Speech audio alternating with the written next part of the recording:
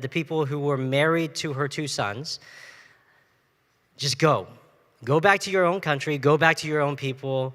I've got nothing. You don't want to follow me, she says.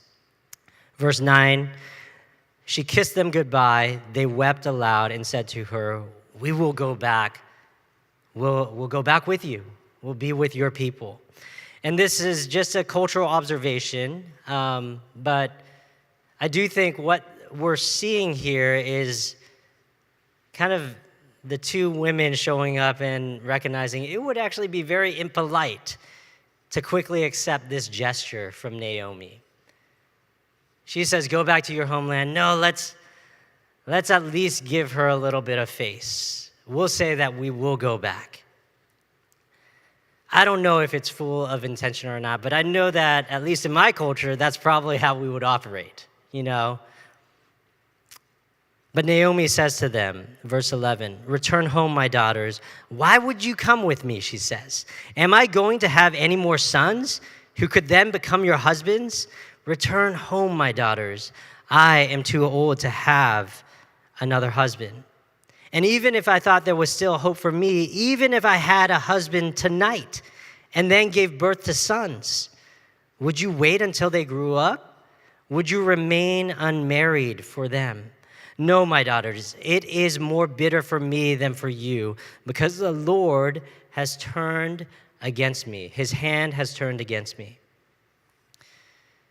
You can hear the thickness of her grief there, the lament, the belief that God himself, the God who is good and faithful, has completely left the scene. This is a faith that is being tested in real time, and we're seeing it on the pages of Scripture.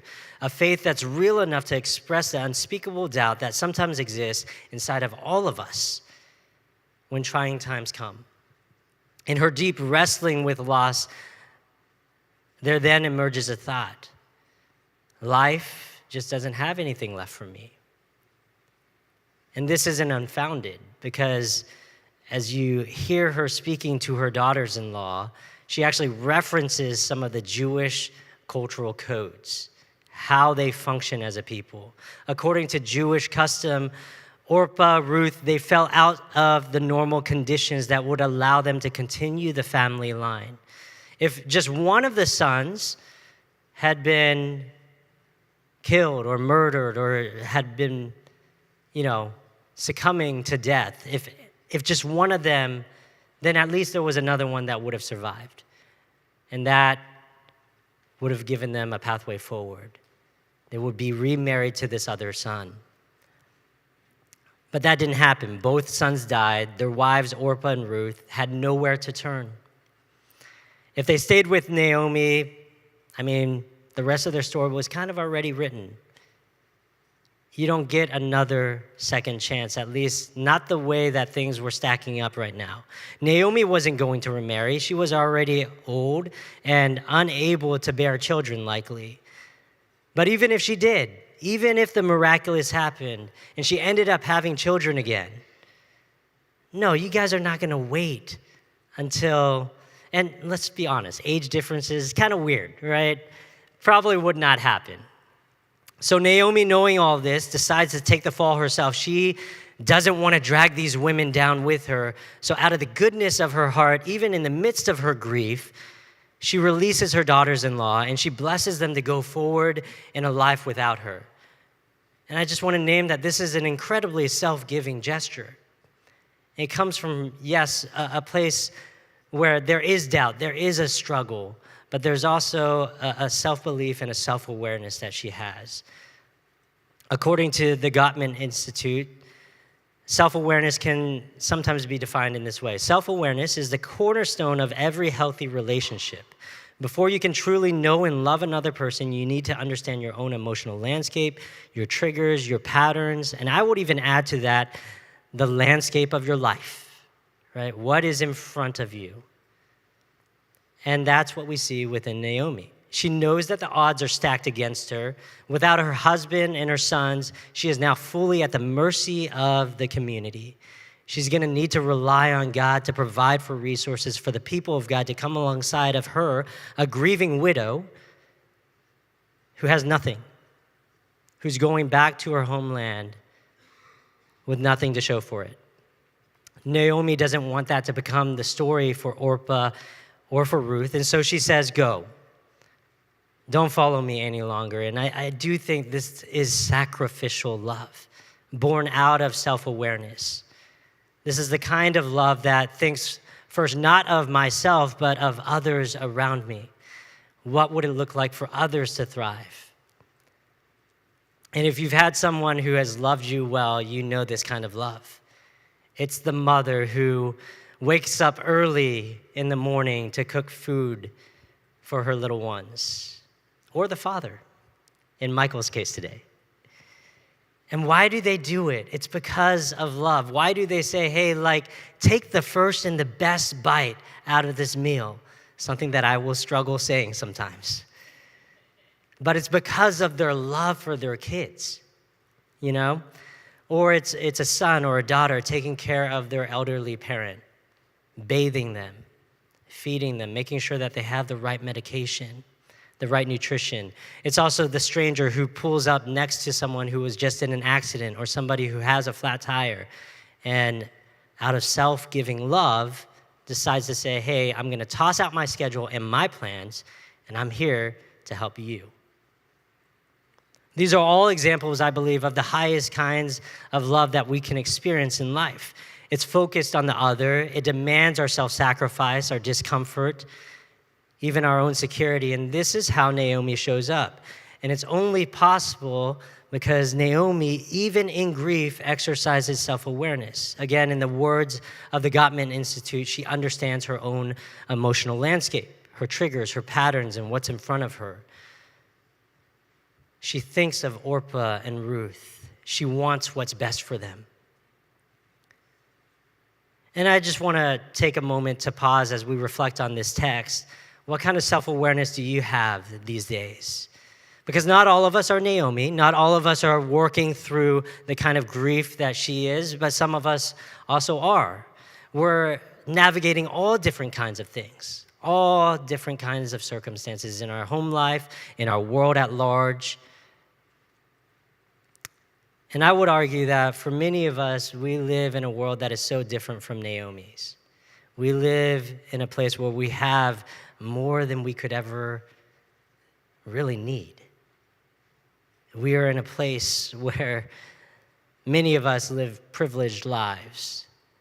You want that thing? Okay, let's go online and buy it. Done. You have a craving? Order it up on Uber Eats. Taken care of.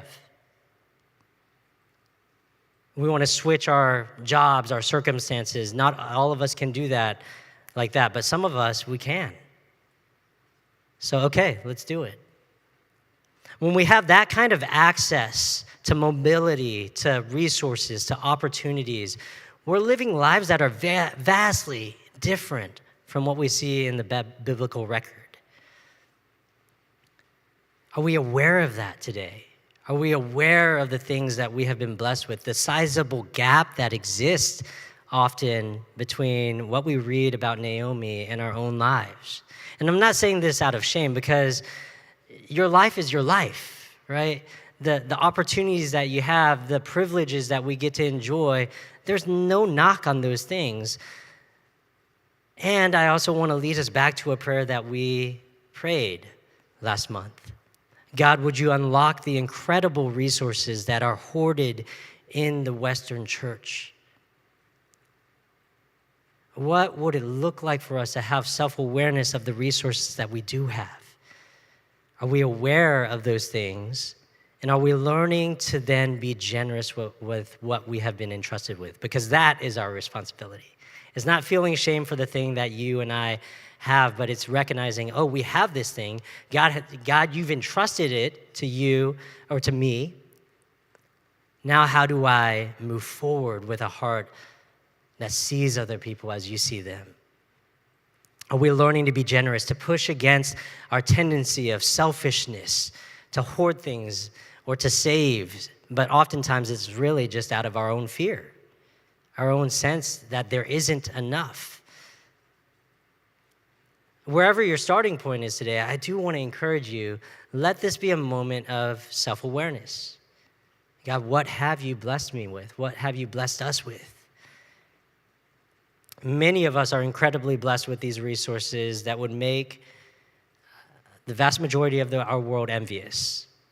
And I think the only way that we can be truly responsible Christ followers is to recognize that and do something about it, right? To say, God, help me to live for others from a place of self-awareness.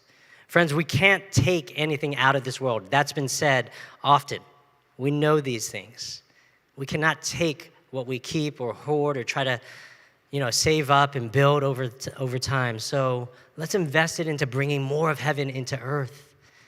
Love others with your time, with your resources, with all that God has already blessed you with. See yourself not as an owner of things, but as a steward of things. And you can help us to build out some of our partnerships, the ones that Antigone gave voice to, whether it's serving some of our school-based partnerships here in Pflugerville, in Round Rock, in the Austin metro area. We're also coming alongside of new immigrants who are facing really difficult issues these days. One of the best ways that we can show up is just to exercise self-awareness on a daily basis. And when we come to a place like this, in a community, I think 3 questions can often help, make the most of our time together. Number 1, what do I need from you today, Jesus? What do I need from you? Number 2, what do you want me to receive today? Michael talked about this earlier. Sometimes we struggle with this because we have been sold a narrative of self-sufficiency. It's just on you, and so everything that you have is yours, you built it, and also it's on you to take care of yourself. And we believe that. We believe that we can take care of ourselves all the time. But we are actually created to be in community with one another. So what do we need to receive from one another? Is it allowing another person to pray for you, another person to hear your story, to know how they can come alongside of you, even if it's just as a listening ear? And then lastly, what do you want me to give away today in love and in the spirit of supporting those around me, just like your son Jesus supported us? Be open to how God's Spirit might bring some new things into your imagination and into your world. Allow God to grow your self-awareness. Here's the truth. We're all going to struggle with this in some way, shape, or form. We even see Naomi struggling with it, right? What I think we see in Naomi is someone who is so giving, and yet she struggles a bit, needs a little bit of a nudge when it comes to receiving, and we're going to see that a little bit more as we continue to read together. Let's pick it up in verse 14. At this, they, Orpah and Ruth, they wept aloud. This is, again, right after Naomi has said, go be on your way. Don't even worry about me anymore, despite maybe their small protests. Just go. At this, they wept aloud, and then Orpah kissed her mother-in-law goodbye. But Ruth clung to her, the scriptures tell us. Naomi responds, look, your sister-in-law is going back to her people and to her gods. Go back with her. But Ruth replied, don't urge me to leave you or to turn back from you. Where you go, I will go. Where you stay, I will stay. Your people will be my people, your God, my God. This incredible self-identification with the woman who is suffering and grieving, even as Ruth grieves her own husband's passing. Where you die, I will die, and there I will be buried, she says. May the Lord deal with me, be it ever so severely, if even death separates you and me. When Naomi realized that Ruth was determined to go with her, she stopped urging her. And so the 2 women went on until they came to Bethlehem. I think what we see in these few verses is an amazing display of loyalty and love. Naomi's willing to go it alone. She says it several times, but Ruth refuses. Naomi's written herself off, and I know some of us have been there too. Maybe for some of us, that's right now. We're in this season where the ink is not even fully dried on that page where we said, it's done and it's over. There's nothing. And what we see right now is a God who does not abandon even in those moments. Through Ruth, we see that God works to see us through our darkest days. Naomi, who did her very best to send her daughters-in-law with this sense of blessing, and I believe that was true, but also it was under the guise of, yeah, I'm done. And God was saying, no, you're not. And so through Ruth, God says, I've got your back no matter what. And Naomi, at this beautiful promise that Ruth says, stops protesting. She learns to receive help from Ruth. And it's this act of receiving help and not just giving, which I'm so acclimated to doing sometimes. It's this act of receiving help that finally begins to restore Naomi, her life and her faith. Because right there and then, as Naomi receives Ruth, I think what we begin to see is Naomi's hope begin to burn, if but just a little bit brighter. Because now Ruth isn't alone. Naomi is no longer alone. And what we see is Ruth becomes someone who is more than just Naomi's daughter-in-law legally. Ruth becomes family in the deepest and most beautiful of ways. This is what we need. We all need a Ruth in our corner, someone who even pushes back and says, I see what you're doing, but no, I'm with you. This is the heart of what it means to be a healthy us. Learning sometimes to receive the help that we need. At some point in life, you and I, we're going to need help. We're going to need someone to show up. And you're not going to be able to take care of it all on your own. Can you, like Naomi, learn to receive that help, and in so doing, actually receive God's blessings for you? Because I know I've been in times where I've left God's blessings on the table because of the lie of self-sufficiency, that I can take care of myself. Let me tell you a quick story about my dad. I love my dad, I love my mom. They just live a few miles away from us, and I grew up watching my dad and my mom take us to these dim sum restaurants. If you're not familiar with dim sum, it's basically a big round table, usually with a lot of Chinese tapas. Small dishes that we all share, and usually what we do afterwards, if we're dining with some friends, with some other maybe family that's visiting in town, is there's a big fight for the bill at the end of the meal. And it's always done with the spirit of generosity, of giving, and the fight comes because nobody wants to feel like they need to owe the other person, and they also want to be generous and all that. So this happens all the time. You pick up different strategies, actually, as you keep on growing up. So one of the great strategies is, I have to go to the restroom. You go to the restroom, but then you make a beeline to your waiter or your waitress, and you hand them your card. And then you avoid the bill fight altogether. It's great. Well, this time around, there was no strategy. My dad's fighting for the bill with this other person, and they literally get into it, right? They've got this plastic clipboard with like all the dim sum that they ordered, and they're going back and forth, and then all of a sudden, my dad loses his sense of balance, right? The thing just comes out from his hand. Maybe he has the bill or not, who knows?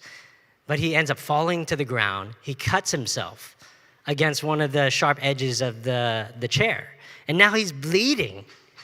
He's okay. We didn't have to send him to the ambulance or anything like that. But it was just one of these expressions of like, wow, we really don't know how to receive from one another. We'll even fight each other to the point where we are bleeding ourselves, self-inflicted wounds, and like, maybe you could have just let the guy treat you.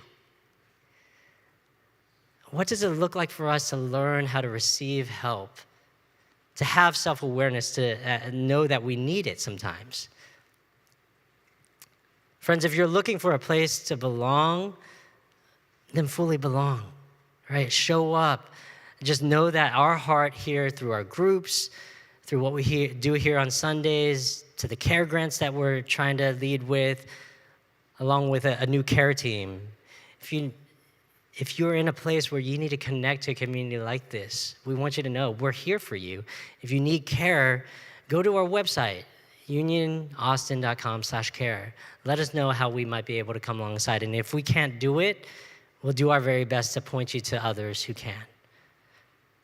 There's so much that we can learn from Naomi and Ruth. We've already seen the importance of self-awareness. I'm going to take a moment now to shift and look also at Ruth's loyalty. She says, where you go, I will go. Where you stay, I will stay. Your people, your God, my God. Even in death, may we never part. This is a wholesale commitment to belong with Naomi, something that goes beyond mi casa, su casa in a very real way. Ruth fiercely, faithfully remains with Naomi, come what may. And if God could redeem two widows who literally had nothing left to look forward to on paper, if God could use Naomi's self-awareness and Ruth's never-ending loyalty to make something out of extreme grief, then I think God can also work powerfully through our circumstances. But let me just pause and address something around loyalty, because we named it earlier. Why even try to grow this virtue in our lives? And I think it needs to be said that loyalty is not just a blank check. Let's not allow that to become the point of this story. Because for every situation that might invite this kind of loyalty, there's another one that would probably say, that's not the way to go. Why am I making such a distinction? Because here's the thing, unfortunately, loyalty sometimes has been twisted into something else, even weaponized against us. Some of us have heard messages like, you have to be loyal in your marriage despite the abuse, whether it's physical, emotional, or otherwise. We've even heard sometimes our pastors saying it's God's will for you to stay in that marriage. And I'm here to tell you, no, God's will is that you would be healthy. God's will is that you would be honored and cherished and respected as a human being. God's will is that you would thrive and not suffer. And as a church, we're here to support you in that aim. Loyalty in those respects becomes toxic. Perpetual dishonesty and infidelity are not reasons for us to exercise virtue or exercise loyalty. So if we've been told to be loyal in those kind of circumstances, know that God is here to free you from that today. In Ruth, loyal, healthy, faith-filled loyalty, it's marked by three things. And we're just going to end here. Number one, and if you want to jot this down, this is what good, faith-filled loyalty looks like. Number one, it's self-giving. Number two, it's willingly faithful. Number three, it is healthy, not toxic.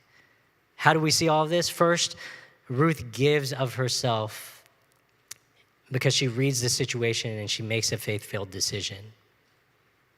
Second, she chooses to be faithful to Naomi, saying that your God will be my God, your family, my family. There's a willingness that is clearly on display, and it's responsive to the love that she's already received from Naomi. And then finally, we see that it is just so full of health. There is no toxic shame. Naomi doesn't say, Ruth, Orpah, you must stay with me in my grief. Instead, there's this compassionate care for one another. Ruth shows us God's heart in a real, beautiful, and tangible way. It's upfront and personal. This fierce loyalty to her mother-in-law, it's not something born out of pity, but it is because Naomi's love has inspired it and she's responding to it. In a world that must have felt like a desert to the both of them, Naomi and Ruth, they build an oasis together. They build companionship where they both need it. They make the journey back to Bethlehem. And all of this sets up what happens next. We read last week how Naomi still experiences the bitterness of death and grief. She says, "Call me Mara, because the Almighty has made my life very bitter. I went away full, but the Lord has brought me back empty." And yet, we know that she's not empty. We know that she has Ruth with her. And we also know in verse 22 that small little part of hope that we saw earlier in the narrative is continuing to grow. Because if you recall, she left because of famine. What's happening now? The barley harvest was beginning, we read in verse 22. She's still wrecked by loss. But here we see the barley harvest, this small but subtle hint that God indeed is providing. And I think it's just a beautiful picture of, God in the midst of our chaos, God in the midst of our heaviness these days. Can we hold on to that? Can we know that God is still at work? And can we also be the people who exercise our self-awareness, who choose a healthy loyalty to the right things, to the right people, to the righteous cause of God? Because if we can do that, I think we'll begin to see more of God's kingdom unfolding here. So let's be that people. Let's allow God to continue to form us and to grow us into a healthy us. Would you pray together with me? God, we're just moved and floored by Naomi, by Ruth, their stories, the reminder that you are always at work through our circumstances, our choices, and the ways that we choose radical, compassionate care for one another. So would you grow us? Help us, God, to be self-aware, to know what we need from you, to know what we might need to receive from others, and also to know how to give in love to others. Build within us more of a loyalty that is responsive to your never-ending love. Help us, God, to be the people who choose to unfold your kingdom of goodness in such heavy times. We thank you so much for your heart and your love for us. And we pray all this in your Son's name. Amen.